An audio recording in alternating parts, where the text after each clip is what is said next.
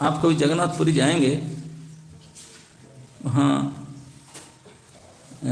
बड़दांड में जो great grand road है, जगन्नाथ मंदिर से गुंडीचा मंदिर के बीच में, ठीक बीचों बीच में एक छोटा सा मंदिर है। इसमें लिखा होगा सालवेग समाधि मंदिर, भक्त सालवेग, नाम शायद आप सुने होंगे सालवेग जी के। वो मुस्लिम थे, जगन्नाथ जी के एक अत्यंत प्रिय भक्त में से एक हैं। उनका समाधि है वो बड़दांड के ऊपर। जब जगन्नाथ भगवान रथ यात्रा में जाते हैं रथ में चढ़ कर के, तो वहाँ रुकते हैं थोड़े समय उनके समाधि में, वहाँ उनका आरती होता है। और उन मुसलमान परंपरा के लोग आके आरम्भ करते हैं उनके वेशभूषा में, भोग लगाते हैं, आरती करते हैं, सब करते हैं, भगवान रुक करके जाते हैं। तो मन में बड़ा आपका उत्साह होना चाहिए, भाई ये कैसे हो। इस प्रकार की घटना है कि आज से लगभग कई हज़ार साल पहले का बात है। जब भी श्री जगन्नाथपुरी के जो गजपति महाराज थे, उनके राज दरबार होता था, वो पुरी में नहीं होता था। पुरी में राजा अपने थाट पाट में नहीं रहते थे कभी भी। क्यों? क्योंकि पुरी में तो राजा जगन्नाथ है। यहाँ जब राजा जाएंगे वो दीवान बनकर जाते थे, मतलब सेवक बनकर जाते थे। उनका गिनती होता है प्रथम सेवक है वो। जगन्नाथ जी के अनेक सेवक हैं, उसमें से नंबर 1 फर्स्ट नंबर के सेवक है गजपति महाराज। इसलिए वहाँ उन्होंने अपने थाट बाट पर राजा बनकर नहीं रहते थे। यहाँ छोटी सी उनका क्वार्टर है, सर्वेंट क्वार्टर। जगन्नाथ जी के मंदिर के पास में उनका राजनगर है, श्री राजनगर है, लेकिन ये साधारण है, सर्वेंट क्वार्टर जैसा है। लेकिन उनका कटक में अपने भव्य राजभवन है। एक बाटी, 12 बाटी भवन उसको बोलते हैं, 12 बाटी लैंड है। आप बाटी अपने राजस्थान में तो बीघा बोलते हैं। एकड़ जानते हैं ना, हेक्टर, 1 हेक्टर, 25 हेक्टर में एक बाटी होता है। हेक्टर समझते हैं आप? बीघा के हिसाब से लगे तो कितना बीघा 1 हेक्टर होता है? कितने बीघा में 1 हेक्टर होता है? 6.25 बीघा में, 6.25 बीघा में 1 हेक्टर होता है। तो 25 हेक्टर को एक बाटी कहते हैं। तो इसलिए 12 बाटी उनके बाउंड्री वॉल के अंदर है, कैंपस राजा का। 1800 बीघा उनके भवन का कोर्टयार्ड है, 1800 बीघा आज भी है। आप कभी कटक जाएंगे, फेमस कटक नाम सुने होंगे आप, 12 बाटी नाम सुनने से आप गूगल में भी देख सकते हैं। वो भी पुराना दुर्ग उनका है, उनका किला अभी भी है इतना बड़ा। 1800 बीघा का बाउंड्री वॉल है, विशाल बाउंड्री वॉल। और उस बीघा के चारों तरफ, बाउंड्री वॉल के चारों तरफ नदी है, गड़खाई बोलते हैं कि कोई शत्रु ना आ सके। बड़े पानी रखा गया, उसमें बड़े बड़े जड़ जंतु रहते हैं, कोई आ ना सके। पहले जमाने में राजभवन से वैसे बना जाते थे, प्रोटेक्टेड। इतने बड़े उनके बाउंड्री वॉल, इतने बड़े भवन है गजपति महाराज का।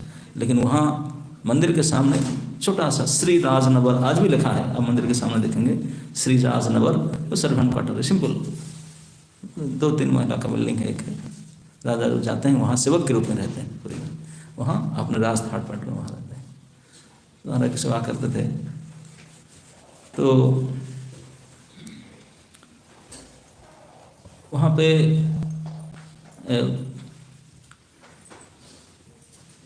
किसी समय में ऐसी सत्ता आया था कि मुगल सत्ता भारत को आक्रमण किया। प्राय पूरे भारतवर्ष से उनके हाथ में चला गया, बड़े बड़े राजतंत्र उनके हाथ में चला गया था। तो बहुत बड़े सैन्य लेकर के अटैक किए थे। तो वो कटक के ऊपर अटैक, राजबाटी को उनका टारगेट रहता था, उसको अटैक किए और अटैक करके उसको घेराव करके राजा को जीत करके उनको अधिकार में कर लिए। तो उसी समय में राजा फिर दूसरी जगह में था, चलता रहता राजाओं का अपने, फिर कई जगह फिर सैन्य इकट्ठा कर लड़ाई झगड़ा हो, तो राज शासन ये परंपरा रहा ही। उस समय में जो लड़ाई चल रहा था, तो ये मुगल राज के सैनिक जो सेनापति था उनका नाम था लाल बेग।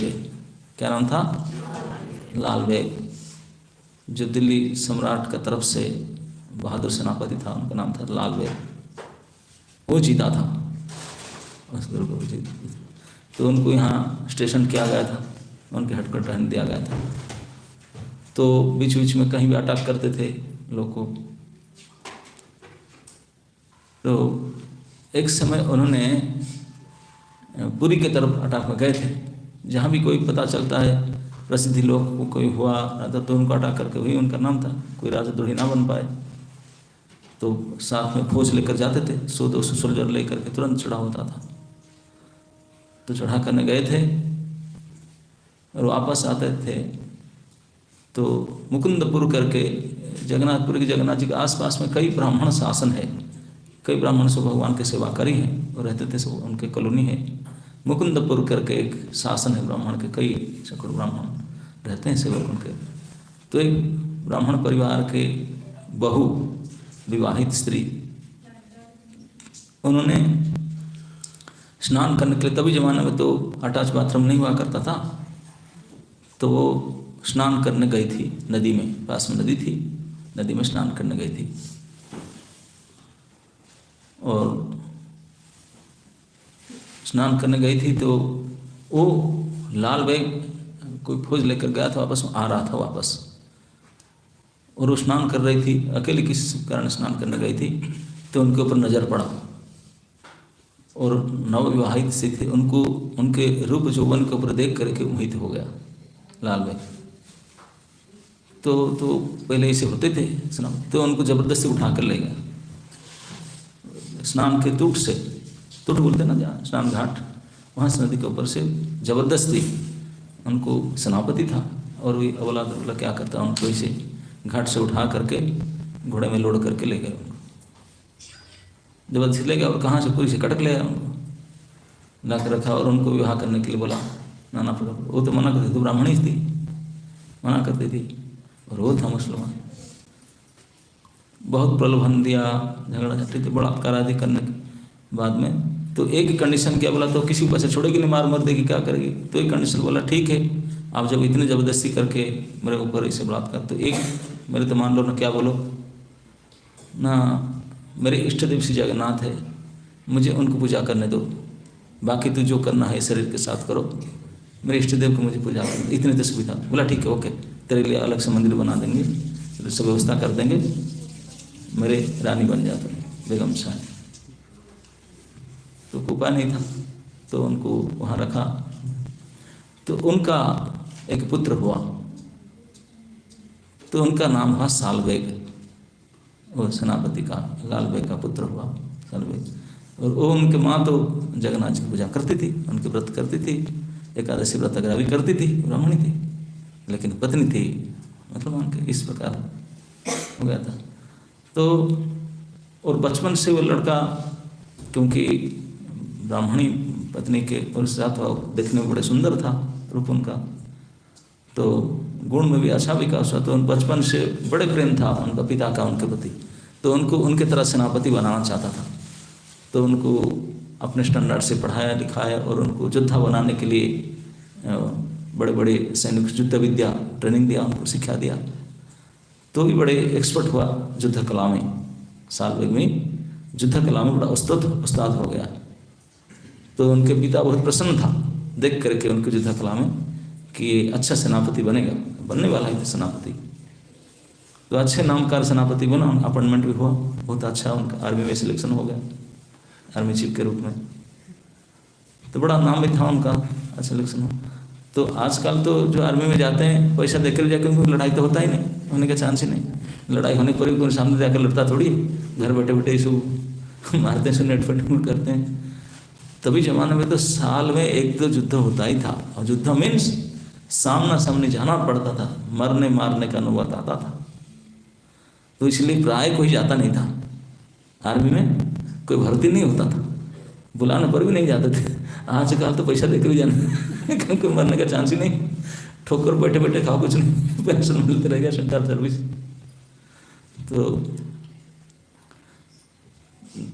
तो युद्ध हुआ उनके, जब जवानी समय था, वो बड़े योद्धा था, वो सेनापति वही था रूप में।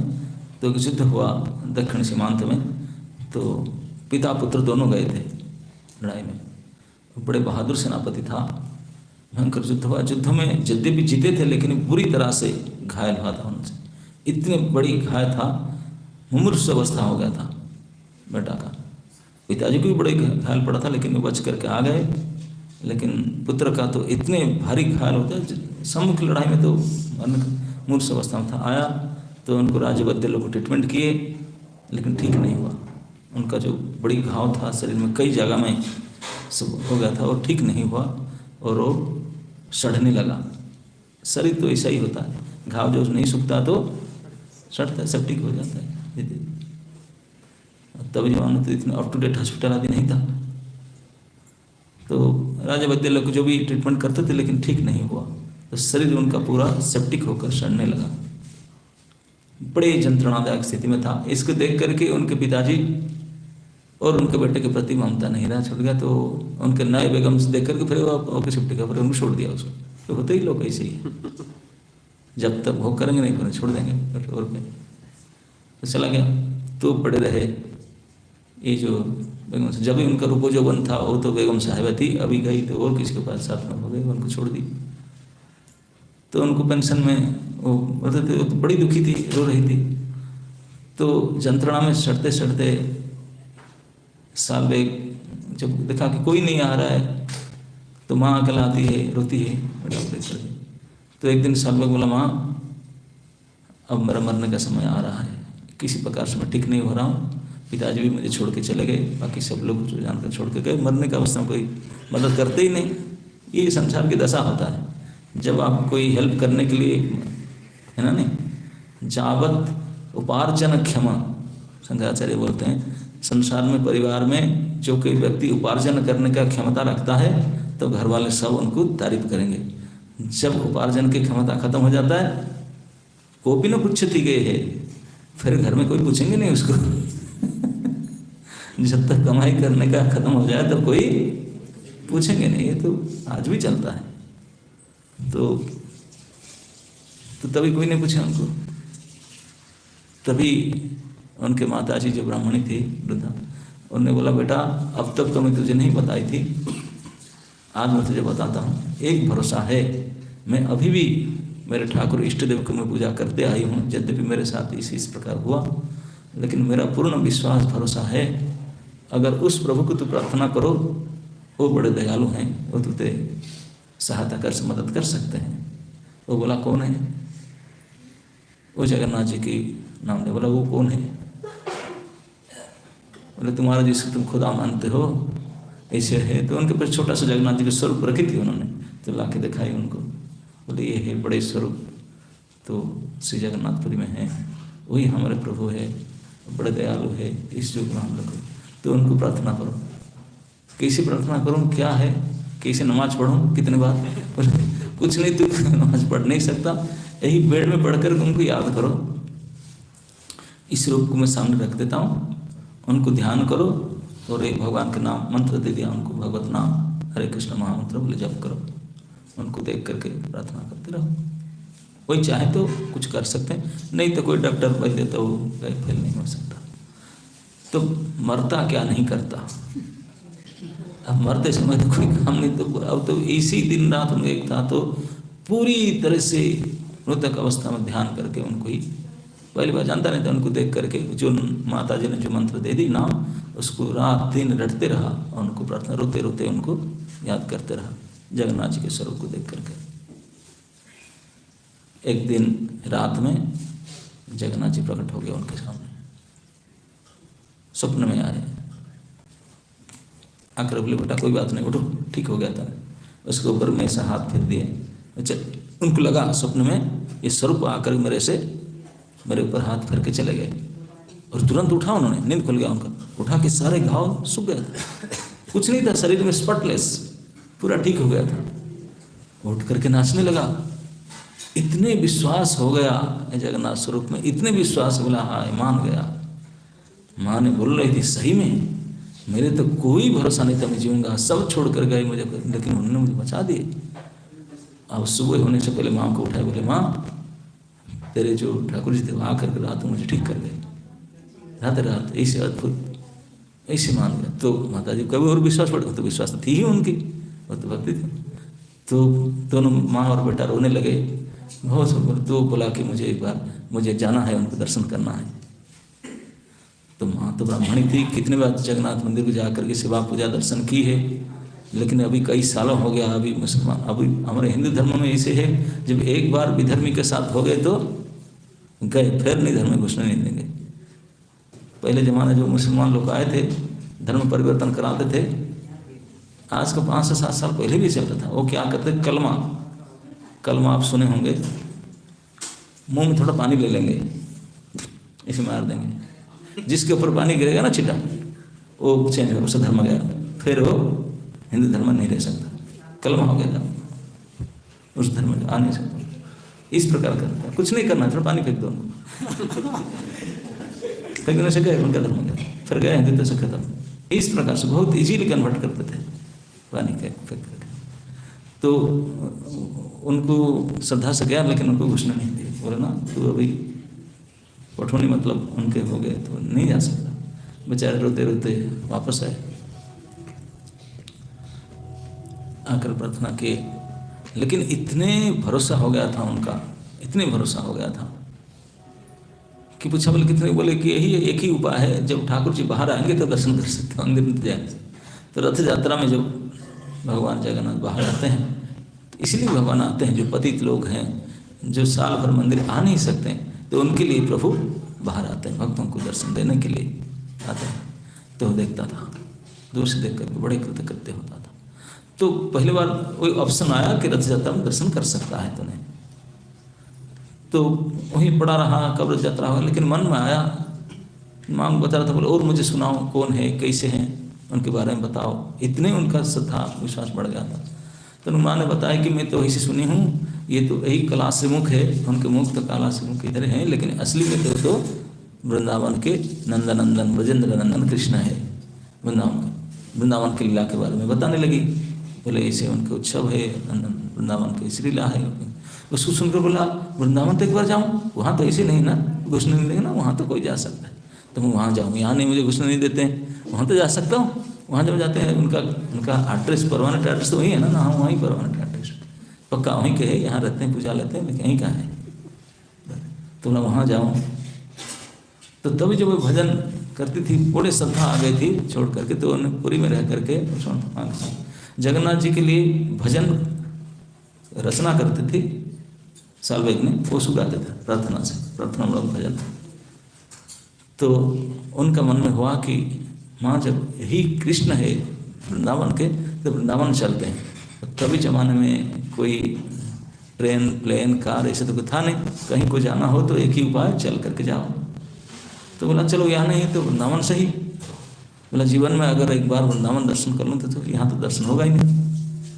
तो माँ और बेटा वृंदावन के लिए चले, पैदल में चलते चलते, एक ही है, दिन भर तो वही प्रार्थना करते हैं, भजन करते हैं, भिक्षा मांग लेते हैं, कोई खा लेते हैं, सो लेते हैं, फिर दिन भर उन्हीं के नाम भजन, उनके चिंतन, ऐसे करते करते वृंदावन पहुँचे। पैदल में चलते चलते पहुँच करके वृंदावन, तो वृंदावन आजकल भी आप लोग कभी कभी जाकर कैसे आपको लगता है, गोवर्धन परिक्रमा करने जाते हैं बड़े श्रद्धा से, है ना, नहीं जाते रहते हैं दर्शन करने, साल में 1-2 बार जाते हैं। तो वो तो जीवन में एक बार आया था, वन टाइम, और वो हजारों साल पहले की बात है। सचमुच इसमें प्राकृतिक सौंदर्य तभी था ऐसा, जमुना जी के स्वच्छ जल था, और बाकी जमुना जी के कुंज वन आदि था। आजकल तो सब फ्लैटमय हो गया कंक्रीट, लेकिन तभी और सुंदरता था। तो उसको देख करके परम आनंद प्राप्त किया, जमुना जी में स्नान किए। तो वृंदावन के बारे में और सुने, पढ़ करके सुना कि वृंदावन में जाते हैं, ब्रज में गोवर्धन की परिक्रमा करते हैं, भगवान गोवर्धन गिरिराज धारण किए थे। नंद जसोदा दुलाल गिरिवरधारी गोपाल, तो गिरिवरधारी गोवर्धन। तो चलते चलते गोवर्धन गए। हम लोग को अगर बोला जाए गोवर्धन परिक्रमा कर लो, बोले कौन सा, गाड़ी में जाएंगे, ऑटो में जाएंगे, कैसे जाएं? गोवर्धन तक जाने के लिए तो पैदल में तो जाना, कुछ सपनों की सोचा, कभी नहीं कहेंगे। जितने बार भी आप परिक्रमा करने गए होंगे, यहाँ से डायरेक्ट गोवर्धन जाएंगे तो वृंदावन से कोई साधन करने जाए, लेकिन तब तो साधन था नहीं। वहाँ से चल करके वृंदावन पैदल में गए, फिर वहाँ से गोवर्धन भी पैदल में गए 30 किलोमीटर, फिर जाकर वहाँ परिक्रमा भी किए। तो ऐसे करके वृंदावन दर्शन करके कुछ दिन रह करके तो वृंदावन में ही उनका माँ का मम्मी का शरीर छूट गया, वृद्धा हो चुकी थी, वही रह गई। ब्रज में उनका ब्रज प्राप्ति हो गया, ब्रज प्राप्ति हो गया, भक्ति थी।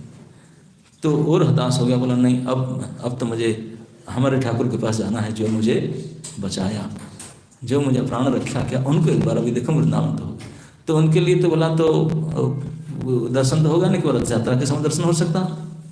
तो रथ यात्रा का डेट जून महीना में आता है, इश्क डेट देख करके चल पड़ा था। लेकिन आते आते रास्ता में, अब जून गर्मी के समय है, तभी जमानों में यूपी साइड में तो गर्मी बड़ा भयंकर गर्मी होता है। इतने गर्मी में, और नदी प्रांत आजकल जैसे ब्रिज कुछ नहीं होता था, ना चप्पल फपल था, इतने गर्मी में तड़पते हुए बिल्कुल बीमार होकर फिर भी चलता था, और इतनी तेजी से चलकर आ नहीं पाता था। अभी बहुत दूर बाकी था। आज भी वृंदावन से पूरी लगभग मोर देन 2000 किलोमीटर्स इतने दूर है। और चल करके आया था कुछ समय, और देखा कि धीरे धीरे आ रहा है और रथ यात्रा का समय निकट आ रहा है। तो उन्होंने प्रार्थना किया कि प्रभु आपका यात्रा का समय निकट हो रहा है, अभी होने वाला है यात्रा, हमें तो अभी पहुँच नहीं पा रहा हूँ, पैदल में जाऊँगा, क्या करूँ? बस आप जब मेरा प्राण रक्षा किए, मुझे बचाए सबके, ये मेरा अंतिम इच्छा पूरा कर दीजिए। मेरा और कोई इच्छा नहीं है, एक बार आपके सामने दर्शन करना चाहता हूँ। मरने से पहले मर रहा था, आपने बचाया तो आपको एक बार दर्शन कर लूँ, ये चांस मुझे दीजिए। एक बात को आपने हृदय से पुकार करके रोने लगा, प्रार्थना करने लगा, वही भजन को गाने लगा। वो भजन बोलते हैं कि अभी 750 क्रोस 750 कोस, एक कोस कितना माइल होता है? 2-3 माइल होता ना। तो इतने किलोमीटर बाकी है, मैं कैसे जाकर पहुंच पाऊंगा? मुझे कोई उपाय नहीं दिखता। एक ही उपाय है, आप कुछ करो तो होगा, नहीं तो आप रुक जाओ, मैं आने तक आप गाड़ी रोक करके रखो, मैं आपको एक बार दर्शन करूँगा, तब चला जाना। यही प्रार्थना करते हैं। 750 कोस, अब मैं चल नहीं सकता हूँ, बीमार हो चुका हूँ, आप रथ में अपेक्षा करो, प्लीज़ वेट फॉर मी, मेरे लिए वेट करो, मैं आता हूँ। यही प्रार्थना करते करते रोते रोते चलता है, चल नहीं सकता है, बीमार हो चुका था, फिर भी प्रार्थना करते करते रोता है।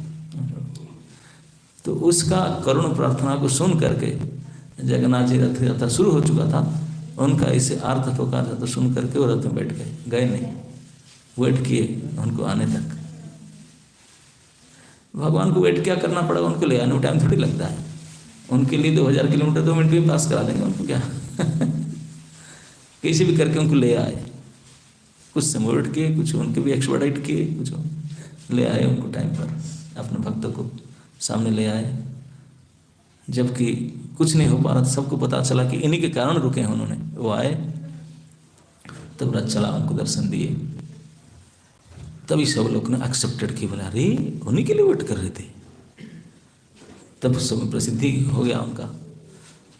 तो उन्होंने जब जगन्नाथ जी को रथ में दर्शन किया और उनको पता चला कि मेरे लिए ही उन्होंने वेट करके थे, अब कौन नहीं होगा तो कृत्य होने जाएगा। केवल मेरे लिए, बाकी 2 रथ जा चुका है, मेरे लिए उन्होंने वेट करके बैठे थे, अब मैं आया, मुझे दर्शन दिए जा रहे। तो इतने समर्पित हो चुका था भगवान की तादृश कृपा को देख करके कि उनको जो विकलता, उनकी जो प्रार्थना को देख करके, सुन करके आजू बाजू में जितने लोग बोलते धन्य है तू ऐसे नीच कुल में उत्पन्न होकर के, इतने तेरा समर्पण है प्रभु, पृथ्वी तेरा लिए क्या है। तो उन्होंने वहीं पढ़ते पढ़ते रोते रोते लिखा कि मेरे से अब बचूंगा कि नहीं, जी करके जीवन में था तो मुझे यहाँ तक ले आए, मैं दर्शन किया और शायद मैं जी नहीं सकता हूँ। तो उन्होंने अंतिम प्रार्थना किया तो दर्शन करके जैसे कहते हैं ना, किसी को फांसी लगाते हैं, बोलते तेरा फाइनल विश क्या है, अंतिम इच्छा क्या है बताओ।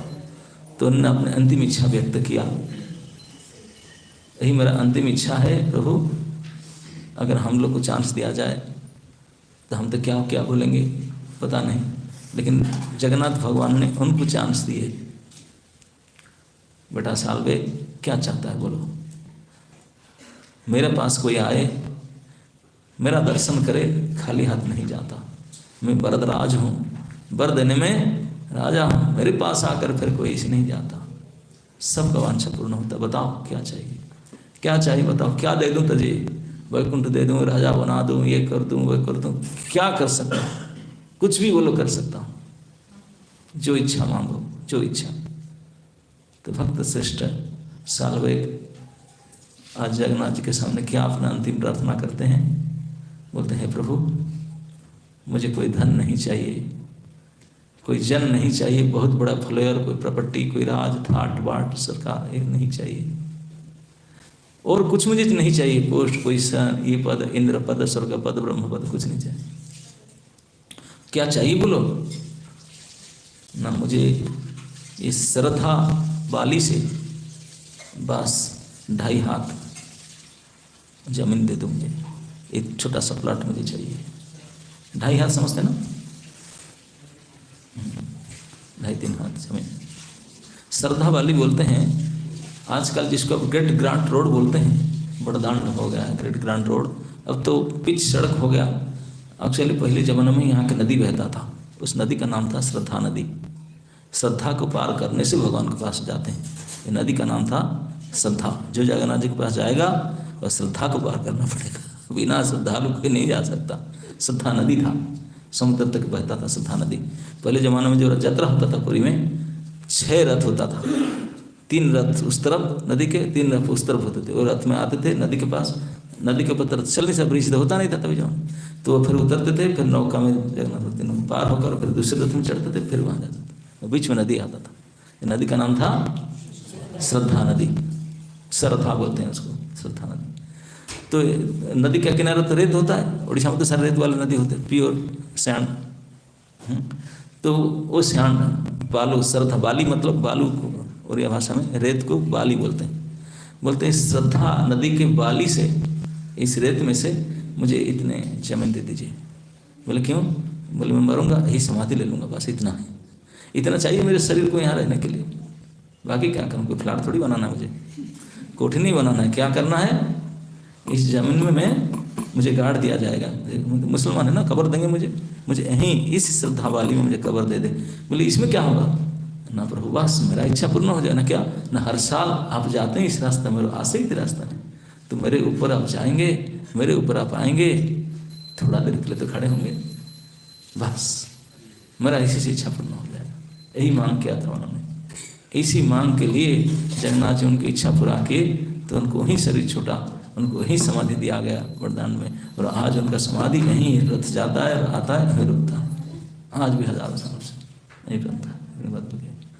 तो ऐसे ऐसे भक्त होते हैं, भक्तों का जो भगवान को अच्छे तरह से जानते समझते हैं, तो भगवान जिनके लिए खुल्लम खुला आवाज़ करते क्या चाहिए बोलो, क्या करूं, तो ऐसे खुल्लम छूट देने वाले भक्तों को जो बिल्कुल भगवान को जानते हैं, उनका मन में क्या मांग होता है, श्रेष्ठता क्या इच्छा होता है, कोई इच्छा नहीं कि I will become the great, ये बन जाऊँ, ये बन जाऊँ, कुछ नहीं, क्या अद्भुत भक्ति के भाव की इच्छा, क्या ना जीवन पर्यंत मैं आपके रहूं, कैसे रहूं ना, आप ही तो मेरे नित्य इष्ट है, जगन्नाथ हैं, और मैं आपके मंदिर में भी जाना नहीं चाहता हूँ, ये मांग सकता था मुझे मंदिर में पुजारी बना दो, वहीं जाकर रहूँ, ना बोला ना, मैं यही नीचे ही रहूँगा, आपके मंदिर में जाकर कंटामिनेट नहीं करूँगा, मैं इतने पवित्र नहीं हूँ, मैं यहीं पड़े रहूँगा आपके सामने ही, बाहर में इर्दान में, लेकिन साल में एक बार तो आप हमारे जैसे पतितों के लिए बाहर आते ना, वंस इन ईयर आओ, मैं तो इस शरीर में बचूंगा नहीं, इस शरीर में मैं समाधि ले लूँगा, लेकिन आप यहाँ समाधि,